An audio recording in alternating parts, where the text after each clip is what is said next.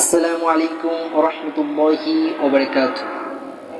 আজকে আমি আপনাদের সামনে যে ঘটনাটি তুলে ধরব সেটা হচ্ছে বুখারী শরীফের একটা ঘটনা, যেখানে মায়ের দোয়া যে কতটা শক্তিশালী সেটাই প্রমাণ করা হয়েছে।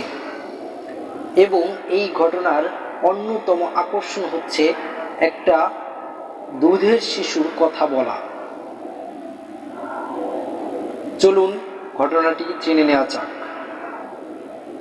হযরত আবু হুরায়রা রাদিয়াল্লাহু তাআলা আনহু থেকে বর্ণিত, তিনি বলেন, রাসূলুল্লাহ সাল্লাল্লাহু আলাইহি ওয়াসাল্লাম বলেছেন, বনি ইসরাইলের মধ্যে জুরাইজ নামক একজন ব্যক্তি ছিলেন।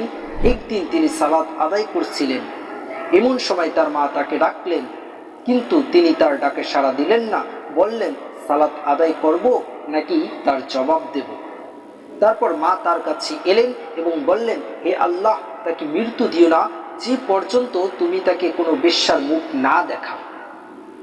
একদিন জুরাইজ তার ইবাদতখানায় ছিলেন। এমন সময় এক মহিলা বললেন, আমি জুরাইজকে ফাঁসিয়েই ছাড়ব। তখন সে তার নিকট গেল এবং তার সাথে কথাবার্তা বলল এবং তাকে অপকর্মের দিকে আকৃষ্ট করার চেষ্টা করল, কিন্তু তিনি অস্বীকৃতি জানালেন।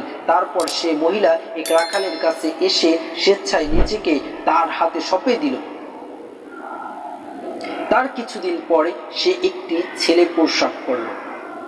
তখন সে বলে বেড়াতে লাগলো যে এ ছেলে জুরাইজের। এই কথা শুনে লোকেরা জুরাইজের নিকট এলো এবং তার ইবাদতখানা ভেঙে দিল, তাকে বের করে দিল এবং তাকে গালিগালাজ করলো। তারপর তিনি জুরাইজ ওযু করলেন এবং সালাত আদায় করলেন। তারপর তিনি ছেলেটির কাছে এসে বললেন, হে ছেলে, তোমার পিতাকে? সে জবাব দিল, রাখা। তখন লোকেরা বলল, আমরা তোমার ইবাদতখানাটি সোনা দিয়ে তৈরি করে দেব। জুরাইজ বললেন, না, মাটি দিয়েই তৈরি করে দাও, যেমনটি আগে ছিল।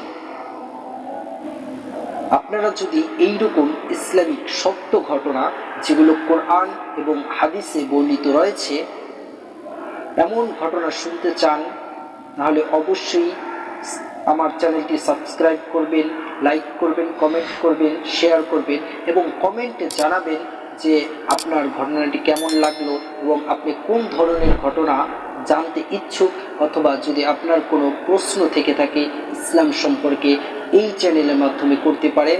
আশা করি একটা সময় পরে আমি আপনার অ্যান্সার দিয়ে দিব। এই পর্যন্তই আজকের ভিডিও। আসসালামু আলাইকুম ওয়া রাহমাতুল্লাহি ওয়া বারাকাতুহু।